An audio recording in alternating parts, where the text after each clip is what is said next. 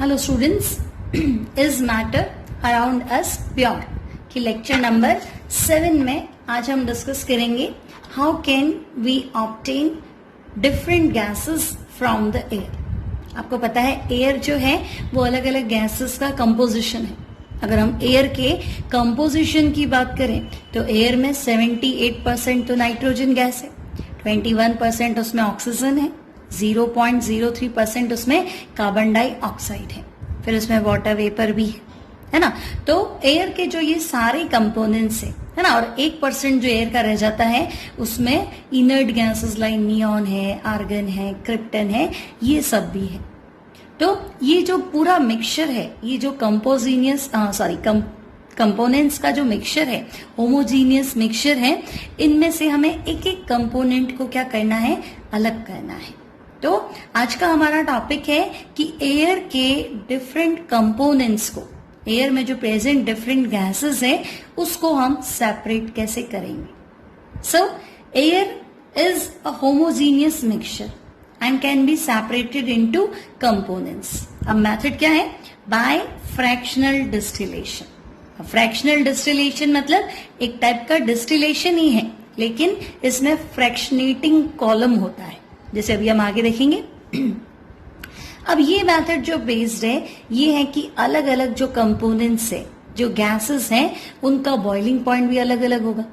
Air में वो gas जो सबसे भारी होगी, जिसका बॉइलिंग पॉइंट सबसे कम होगा, वो फटाफट क्या हो जाएगी, बॉइल हो जाएगी। पहले हम एयर को लिक्विड में कन्वर्ट करेंगे, आफ्टर दैट उसके बाद की बात चल रही है, तो लिक्विड बनने के बाद हम बॉइल करना स्टार्ट करेंगे, है ना। तो जो सबसे जल्दी बॉइल होगा वो सबसे पहले अलग हो जाएगा।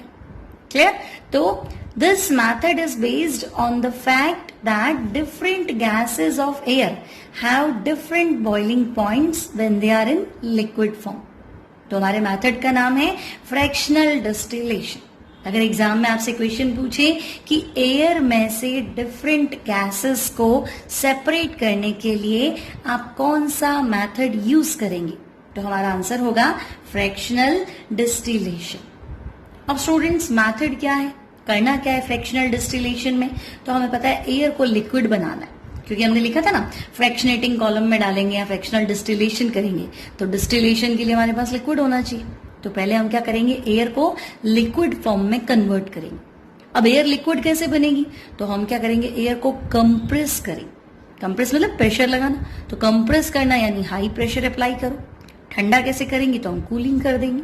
तो कंप्रेशन एंड कूलिंग मतलब high pressure and low temperature. तो एयर क्या हो जाएगी, लिक्विड में कन्वर्ट हो जाएगी। फिर हम उसको ले जाएंगे फ्रैक्शनल डिस्टिलेशन के लिए। सो मेथड में क्या लिखना है हमें, तो हम लिखेंगे compress and cool the air. Compress करेंगे, कूल करेंगे। तो कंप्रेस कैसे करेंगे, बाय इंक्रीजिंग प्रेशर, और कूल कैसे करेंगे, by decreasing the temperature. The air turns into liquid. अब एयर आपकी लिक्विड में कन्वर्ट हो जाएगी।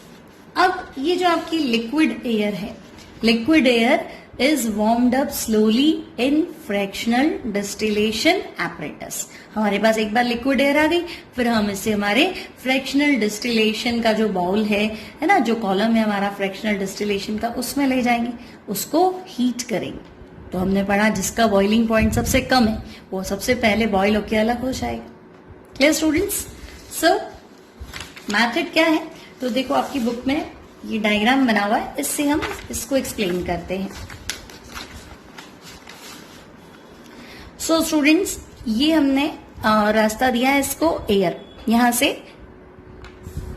ये एयर का इनलेट है ना, यहां से ये फिल्टर लगा दिया ताकि सिर्फ एयर जाए, स्मोक नहीं जाए, डस्ट पार्टिकल्स नहीं जाए ना, जो प्योर एयर है वो जाए। अब ये एयर चली गई, यहां से एयर इन लिखा है। अब हमने लिखा है एयर अंडर हाई प्रेशर। तो देखो ये कंप्रेशर है ना, ये आपको लग रहा है ना एयर को दोनों तरफ से दबा देगा, है ना। तो ये कंप्रेशर है, ये क्या करेगा, एयर को कंप्रेस करेगा। तो कंप्रेस करना मतलब प्रेशर अप्लाई करना, तो जगह तो जो है वही है ना। तो इतने से वॉल्यूम में हम हाई प्रेशर अप्लाई करेंगे तो एयर क्या हो जाएगी, कंप्रेस हो जाएगी। अब कंप्रेस हो जाएगी तो गर्म भी हो जाएगी, है ना। कहीं क्या होता है, मान लो कम जगह में ज्यादा लोग इकट्ठे हो जाते हैं तो एकदम से गर्मी होती है। तो अब जगह तो आपके पास इतनी थी, आपने ज्यादा से ज्यादा एयर फिल कर ली और उसको कंप्रेस किया, तो एयर के जो गैस मॉलिक्यूल्स थे वो पास पास आ गए, पास पास आ गए तो हीट बढ़ गई, तो हॉट एयर हो गई। तो हमें पता था प्रेशर हाई रखना है और ठंडा भी तो करना है, कूलिंग भी थी। तो हॉट एयर को हमने इस चैम्बर में पास किया। अब यहां से देखो, यहां लिखा है फ्रीजिंग कोल्ड वाटर इन, है ना, बर्फ जैसा एकदम ठंडा जो पानी है वो हमने यहां से इन किया। तो ये जो पाइप है इसके थ्रू ठंडा पानी जो है यहां से एंटर हो रहा है, ठीक है। अब यहाँ बाहर एकदम गर्म एयर और ये है एकदम ठंडा पानी, है ना, एकदम कोल्ड वाटर। तो कभी भी बर्फ के कांटेक्ट में कोई गर्म चीज आती है तो बर्फ पिघल जाती है ना, क्योंकि वो गर्म चीज क्या करती है, अपनी हीट बर्फ को दे देती है। तो बर्फ जीरो पे रहेगी तभी तो बर्फ रहेगी, है ना। तो जो हॉट सब्सटेंस है आपका, फिलहाल आपके पास हॉट एयर है, तो हॉट एयर की जो हीट है वो आइस एक्सेप्ट कर लेगी, है ना। तो आइस एक्सेप्ट करेगी, या जो ठंडा पानी था वो थोड़ा सा क्या हो जाएगा, गर्म हो जाएगा। तो ये पानी तो आपका बाहर चला जाएगा, है ना। और ये जो हॉट एयर थी ये कोल्ड एयर में कन्वर्ट हो जाएगी। अब ये कोल्ड एयर और हमने कंप्रेस करके भेजा है ना। तो कंप्रेस किया मतलब हाई प्रेशर अप्लाई कर दिया था, कोल्ड एयर मतलब हमने टेम्परेचर लो कर दिया। यहाँ कंप्रेशर लगाए, इससे हमने प्रेशर अप्लाई किया, है ना। तो हाई प्रेशर पे गैस क्या हो गई, कंप्रेस हो गई, कम जगह में ज्यादा हवा आ गई, है ना। और ये जो ठंडे पानी का पाइप था इससे हमारी एयर क्या हो गई, ठंडी भी हो गई। तो कंप्रेस्ड एंड कोल्ड एयर एक बार हमें मिल गई। अब हमने इसको आगे पास किया, है ना। ये हमारा लगा हुआ है सेपरेटर। तो सबसे जो भारी, है ना, हैवी कंपोनेंट है वो है कार्बन डाइऑक्साइड, क्योंकि CO2 कार्बन ऑक्सीजन ऑक्सीजन, है ना। तो वेट थोड़ा ज्यादा होता है और कार्बन डाइऑक्साइड जो बहुत जल्दी अलग हो जाती। तो कार्बन डाइऑक्साइड जो है वो क्या हो जाएगी, लिक्विड तो पहले ही एयर बन चुकी है ना। तो यहाँ और ठंडी होने से क्या होगा, कार्बन डाइऑक्साइड सॉलिड फॉर्म में कन्वर्ट हो जाएगी। तो सॉलिड कार्बन डाइऑक्साइड को हम कहते हैं ड्राई आइस। तो चलो एक कंपोनेंट हमारा अलग हो गया। अब हम इसको आगे भेजते, तो ये हमारी कूल्ड कंप्रेस्ड जो एयर है ये आगे जाएगी, है ना। यहाँ लगा हुआ एक्सपेंशन जेट और ये लिक्विड एयर। अब जैसे जैसे ये आगे जाएगी तो कंप्रेस होते होते, कूलिंग होते होते, अब बॉइलिंग पॉइंट किसका कम था, यहाँ लगा हुआ आपका फ्रैक्शनल डिस्टिलेशन कॉलम, है ना। इसको हम आगे और डिस्कस करेंगे डायग्राम से। तो क्या होगा, सबसे कम जो बॉइलिंग पॉइंट है वो है आर्गन का। तो आर्गन फटाफट क्या हो जाएगी, बॉइल हो जाएगी, है ना। यहाँ पे फ्रैक्शनल कॉलम है ना, यहाँ वापस को गर्म करेंगे, लिक्विड तो बनी गई एयर। यहाँ तक जो प्रोसेस था वो एयर को लिक्विड बनाने का था। तो लिक्विड बनने के बाद में हम इसको हीट करेंगे। तो आर्गन का बॉइलिंग पॉइंट कम होता है तो ये सबसे पहले अलग हो जाएगी, तो इसके लिए आउटलेट है। उसके बाद नेक्स्ट जो है वो है नाइट्रोजन। तो नाइट्रोजन उसके बाद क्या हो जाएगी, नाइट्रोजन लिक्विड थी, अब वो बॉइल होके वो अलग हो जाएगी। तो एयर से कार्बन डाइऑक्साइड पहले ही अलग हो गई, सेकेंड स्टेप में आर्गन अलग हो गया, थर्ड स्टेप में आप देखेंगे नाइट्रोजन अलग हो गया। अब रिमेनिंग जो एयर है that is only liquid oxygen. तो बाकी का जो कंपोनेंट है वो लिक्विड ऑक्सीजन है, उसको हम यहाँ सेपरेट कर लेंगे। तो इस तरह से हम एयर के सारे कंपोनेंट्स को क्या कर लेंगे, सेपरेट कर लेंगे।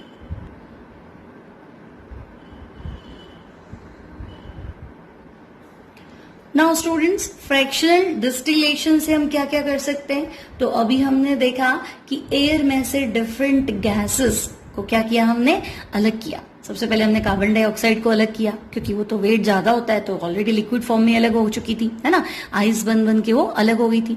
फिर हमने आर्गन को अलग किया, फिर हमने नाइट्रोजन को अलग किया, और लास्ट में हमने ऑक्सीजन को सेपरेट किया। नाउ एयर के डिफरेंट कंपोनेंट्स को हम फ्रैक्शनल डिस्टिलेशन की हेल्प से सेपरेट कर सकते हैं। इसके अलावा भी हम different fractions from petroleum products, उसको भी क्या कर सकते हैं, सेपरेट कर सकते हैं। अब पेट्रोलियम प्रोडक्ट्स मतलब पेट्रोल नहीं निकलता है, आपको पता है तेल का कुआं होता है ना। तो पेट्रोल निकलने से क्या होता है, जो उसका कंपोनेंट है वो डायरेक्ट पेट्रोल नहीं होता है ना। पेट्रोल के साथ साथ बेंजीन भी होता है, नैफ्थलीन भी होता है, पिरिटीन भी होता है, डीजल के कुछ कंटेंट्स होते हैं, है ना। वो सारा एक साथ मिक्सचर निकलता है। तो उन सारे मिक्सचर को भी हम कैसे अलग करते हैं, फ्रैक्शनल डिस्टिलेशन से। अब फ्रैक्शनल डिस्टिलेशन क्या है, तो हम कहेंगे है तो सिंपल डिस्टिलेशन, लेकिन इसमें एक फ्रैक्शनेटिंग कॉलम होता है। अब फ्रैक्शनेटिंग कॉलम कैसे होता है, तो हम कहेंगे जैसे थर्मोमीटर कैसे था, हमने ऊपर से एक्स्ट्रा लगाया था, है ना। तो जो हमारा फ्लास्क था, ये इस तरह से हमारा जो फ्लास्क था उसमें एक साइड तो हमने लगाया था थर्मोमीटर, है ना। तो ये जो हमारा राउंड बॉटम फ्लास्क है, इसमें हम क्या कर देंगे, लिक्विड एयर फिल कर देंगे। यहाँ कंडेंसेशन वगैरह आपको पता ही है ना। एक एक्स्ट्रा कॉलम लाइक दिस, ये इस तरह का जो कॉलम है ये है आपका फ्रैक्शनेटिंग कॉलम। अब ये ऐसा ग्लास बीड्स का इस तरह से डिजाइन वाला कॉलम ये क्या करेगा, अच्छा अब यहां से हम कंडेंसर वगैरह कनेक्ट कर देंगे, है ना। इसको हम बोल रहे हैं फ्रैक्शनेटिंग कॉलम। अब इसका यूज क्या है, तो अब इसका डिजाइन देखो, है ना। इसका डिजाइन में आपको क्या लग रहा है, ग्लास बीड्स लगी हुई। अब ये इसका पाथ है, इसका रास्ता है ना, हमें ऐसा टेढ़ा मेढ़ा रास्ता करना है ताकि क्या हो, जैसे एक एयर का कोई एक कंपोनेंट है ना, वो क्या हुआ, बॉईल हुआ, तो वो बॉईल होते होते जैसे ऊपर जाएगा, तो अब वो ऊपर पहुंचेगा तो दूसरा भी बॉईल होना स्टार्ट हो जाएगा। अब दूसरा बॉईल होना स्टार्ट हो जाएगा तो उसमें मिक्स नहीं हो जाए, तो ये जिगजैग पाथ क्या करेगा कि जो फर्स्ट के साथ सेकंड कंपोनेंट बॉईल हुआ, जिसका बॉइलिंग पॉइंट ज्यादा था, वो जैसे जैसे ऊपर चढ़ेगा ना, तो ये टेढ़ा मेढ़ा रास्ता है ना। अब ऐसे ऐसे जाके तो उसका हीट लॉस हो जाएगा। हीट लॉस हो जाएगा मतलब वो उस टेम्परेचर तक पहुंचा ही नहीं जो उसका बॉइलिंग पॉइंट था। क्लियर स्टूडेंट्स, तो क्या होगा, इतना टेढ़े मेढ़े रास्ते से ऊपर जाएगा तो ठंडा हो जाएगा, ठंडा हो जाएगा तो लिक्विड में कन्वर्ट हो जाएगा, लिक्विड में कन्वर्ट हो जाएगा तो वापस नीचे आ जाएगा, क्योंकि अगर लिक्विड है तो गिरेगा, गैस है तो वो चलेगी, है ना। तो अगर आपके दो कंपोनेंट है जिनमें बॉइलिंग पॉइंट का डिफरेंस कम है ना, मोर देन 25 होना चाहिए, तो अगर डिफरेंस कम होता है तो हम क्या करते हैं कि जो आपका फर्स्ट कंपोनेंट है जो बॉईल होके और आगे जाता है ना, वो तो इकट्ठा हो जाएगा। दूसरा अगर उसके साथ साथ बॉईल होना स्टार्ट हो गया तो वो इस तरह के रास्ते से, ये जो जिगजैग पाथ है, इस पाथ से वो वापस कूल हो जाता है, पेपर में कन्वर्ट हो जाता है, लिक्विड बन जाता है, तो वापस आके उसी कंटेनर में गिर जाता है। तो आपके अलग अलग components with different boiling points क्या हो जाते हैं, सेपरेट हो जाते हैं।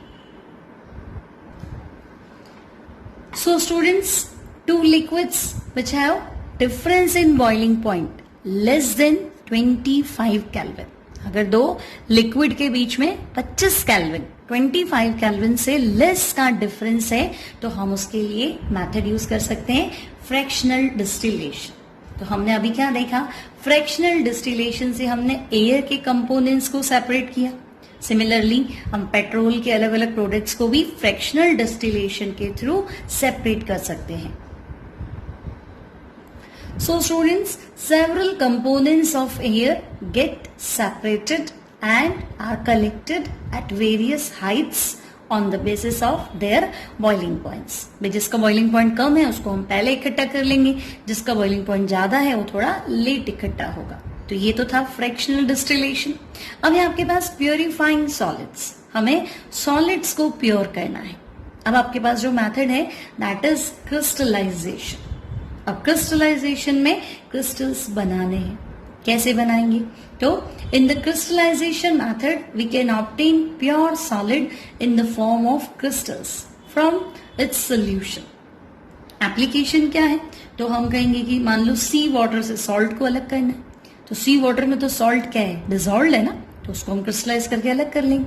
Purification of copper sulphate, copper sulphate मान लो इम्प्योर कॉपर सल्फेट है, किसी लिक्विड फॉर्म में है, किसी में डिजॉल्व है, तो कॉपर सल्फेट को हम क्या करेंगे, क्रिस्टलाइज कर लेंगे। सो स्टूडेंट्स, क्रिस्टलाइजेशन मेथड क्या है, तो स्टेप वन में हमने क्या किया, तो हमारे पास जो भी इम्प्योर सॉलिड था, है ना, जो भी इम्प्योर सॉलिड है उसको हमने पर्टिकुलर सॉल्वेंट में डिसॉल्व कर दिया, जिसमें भी वो घुलता है। मान लो पानी ले लिया, सबसे अच्छा सॉल्वेंट है, यूनिवर्सल सॉल्वेंट है, हर चीज हम वाटर में डिसॉल्व कर सकते हैं। तो हमने इम्प्योर सॉलिड को एक सॉल्वेंट में डिसॉल्व कर दिया। तो ये जो रेड बना है ये आपका इम्प्योर सॉलिड है, ये स्टीरर है ना, इससे चम्मच टाइप मान लो, इससे अपन स्टीयरिंग करते हैं, और सॉल्वेंट हमने वाटर ले लिया। तो स्टीयर टू डिसॉल्व सॉलिड, अब क्या हो जाएगा, जो आपका सब्सटेंस है वो तो वाटर में घुल जाएगा, लेकिन जो इम्प्योरिटी है वो तो नहीं घुलेगी। मान लो कि शुगर है और शुगर में डस्ट मिक्स हो गया, है ना, बहुत बात है, शक्कर में मिट्टी चली गई, तो हमने क्या किया, उस शुगर को वाटर में डिसॉल्व कर दिया, तो शुगर डिसॉल्व हो जाएगी लेकिन डस्ट थोड़ा ना डिसॉल्व होगी। तो एक बार तो हम इसको घोल देंगे। अब हम इसको फिल्टर कर लेंगे। फिल्टर करने के बाद में आपके पास इम्प्योरिटीज तो फिल्टर पेपर में आ गई, तो उसको तो आप फेंक दो, और जो छना हुआ आपका जो फिल्ट्रेट है उसको हमने ले लिया इवेपोरेटिंग बेसिन, तो इवेपोरेटिंग बेसिन में क्या हुआ कि हमने आपका जो फिल्ट्रेट है उसको रख दिया और यहाँ पे हीट करना स्टार्ट कर दिया। Step number 2, so the solution is heated to evaporate most of the solvent. अब आप इसको हीट करो तो क्या होगा, पानी तो इवेपोरेट हो जाएगा, पानी पूरा उड़ जाएगा, तो आपको लगेगा कि ये तो पहले गाढ़ा होना स्टार्ट हो गया और गाढ़ा हो जाएगा, विस्कस हो जाएगा, है ना। और लास्ट में धीरे धीरे जो आपके सॉलिड था वो जैसे कंसंट्रेशन बढ़ेगा तो क्रिस्टलाइज होना स्टार्ट हो जाएगा। तो स्टेप 2 में हमें क्या करना है, इवेपोरेट करना है। स्टेप 1 में हमने क्या किया, पर्टिकुलर सॉल्वेंट में डिसॉल्व कर दिया, फिर फिल्टर कर दिया, फिर जो फिल्ट्रेट है उसको इवेपोरेटिंग बेसिन में ले लिया और हीट करना स्टार्ट कर दिया। अब स्टेप 2 भी कंप्लीट। अब स्टेप 3 में क्या करेंगे, तो जो हमारे पास फिल्ट्रेट था जिसमें से हमने पानी उड़ा दिया, अब हम इसको रख देंगे ठंडा होने के लिए। अब आप ठंडा होने के लिए रखोगे तो सॉलिड क्या होगा, क्रिस्टलाइज हो जाएगा। जैसे मान लो आपके पास चाशनी बना दी है ना, उसमें मिट्टी चली गई, तो अब उस चाशनी को क्या करो, पानी में घोल दो, है ना। अब पानी में घोलने के बाद में क्या होगा, शुगर तो वापस वाटर में डिसॉल्व हो जाएगी और जो डस्ट है वो ऊपर आ जाएगी, उसको आप फिल्टर कर लो, फिल्टर पेपर से छान लो, तो डस्ट आपकी एक बार अलग हो गई। अब जो आपके पास वाटर वाला सॉल्यूशन है शुगर का, आप उसको इवेपोरेशन बेसिन में लेके गर्म करना स्टार्ट करो, तो पानी वापस उड़ जाएगा, शुगर रह जाएगी, लेकिन शुगर एग्जैक्ट नहीं रहेगी, उसका गाढ़ा जो सॉल्यूशन है वो रहेगा, ओके, है ना। अब आप उसको ठंडा होने दो, ठंडा होने दोगे तो क्या होगा, जो आपका सॉलिड है यानी कि जो शुगर है वो धीरे धीरे क्रिस्टलाइज होगी, लेकिन अब वो प्योर है क्योंकि पहले मिट्टी थी, मिट्टी तो आपने फिल्टर से निकाल ली, है ना। अब आप कहोगे नहीं थोड़ा सा वाटर तो रहेगा, पानी कैसे जाएगा, ठीक है, आप इसको आराम से ठंडा करके क्रिस्टलाइज होने दो। अब स्टेप 4 में आप क्या करो, फिल्टर पेपर लो और वहां पे ये जो क्रिस्टल्स है इनको स्पून से, चम्मच की हेल्प से आप इसको फिल्टर पेपर में डाल दो और फिल्टर पेपर और रख दो और इसको दबा दो, तो बचा कुचा जो वाटर है वो भी फिल्टर पेपर क्या कर लेगा, एब्जॉर्ब कर लेगा। सो स्टेप 4 में क्या है, cold solution is poured off to obtain the crystals. The crystals may be dried by pressing them between sheets of filter paper, है ना। फिल्टर पेपर के बीच में हम उसको लेके और प्रेस कर देंगे, तो जो पानी है एक्स्ट्रा वो फिल्टर पेपर एब्जॉर्ब कर लेगा और आपका जो सॉलिड क्रिस्टल है वो उसमें आ जाएगा। सो स्टूडेंट्स, मैथड को आपको एग्जाम में कैसे लिखना है, तो हमें पता है कि सबसे पहले जो इम्प्योर सॉलिड था उसको हमने वाटर में या पर्टिकुलर सॉल्वेंट में डिसॉल्व किया। तो स्टेप 1 यहाँ नहीं है, स्टेप 1 हमें लिखना है, first dissolve the impure solid in a particular solvent. Next तो हम कहेंगे इम्प्योरिटीज जो है उसको फिल्टर कर दो, नेक्स्ट वाटर को इवेपोरेट कर दो, नेक्स्ट तो हम कहेंगे अब क्रिस्टल बनना स्टार्ट हो गया तो फिल्टर पेपर से कवर कर दो ताकि थोड़ा बहुत मॉइस्चर वगैरह और उड़ जाए, और लास्ट में तो crystals of pure solid are formed. Filter paper पे जैसे हम प्रेस करेंगे तो क्रिस्टल्स बन जाएंगे। तो ये मेथड है क्रिस्टलाइजेशन सॉलिड्स को प्योर करने के लिए। और स्टूडेंट्स, नेक्स्ट हमारे पास एक प्रॉब्लम है, is evaporation better than crystallization. आपने पहले पढ़ा था इवेपोरेशन मेथड, है ना, और अभी हमने पढ़ा क्रिस्टलाइजेशन मेथड, तो दोनों में से बेटर क्या है, तो simple evaporation is not better than crystallization. अब ऐसा क्यों, तो some solid substances decompose because of excess of heat, है ना। अब कुछ सॉलिड ऐसे होते हैं ज्यादा गर्म करते हैं तो वो सॉलिड क्या हो जाते हैं, डिकम्पोज हो जाते हैं ज्यादा हीट करने पे। For example sugar gets charred on extra heating, है ना। सिर्फ शुगर को हीट करना, उसके सॉल्यूशन को नहीं, है ना। अगर शुगर को अपन मान लो पिघला दिया शुगर को और उसको तुमने ज्यादा गर्म किया तो शुगर एकदम काली हो जाएगी, है ना, जल जाएगी, तो उसे कहते हैं चेयरिंग ऑफ शुगर। तो एक्स्ट्रा हीटिंग से शुगर क्या हो जाता है, चेयरिंग हो जाती है। तो हम शुगर को इवेपोरेट करके नहीं प्योर कर सकते, हमें उसके लिए क्रिस्टलाइजेशन मेथड यूज करना पड़ेगा, क्योंकि पानी में शक्कर घोल दो, उसको कितना भी गर्म करो तो शुगर जलेगी नहीं, लेकिन अगर डायरेक्ट तुमने सोचा कि उसको हीट करके उसका मॉइस्चर उड़ा दे तो वो जलना स्टार्ट हो जाएगी। फिर if after filtration some impurities remain in the solution, then they can contaminate the solid and therefore we would not obtain, आपका जो भी सॉलिड है वो आपको नहीं मिलेगा, है ना। तो अगर फिल्ट्रेशन के बाद भी सॉल्यूशन में कुछ इम्प्योरिटीज रह गई तो क्या होगा, सॉलिड उस इम्प्योरिटी के साथ कॉन्टामिनेट मतलब पॉल्यूटेड मिक्सअप हो जाएगा और आपको प्योर जो है वो बाद में भी नहीं मिलेगा।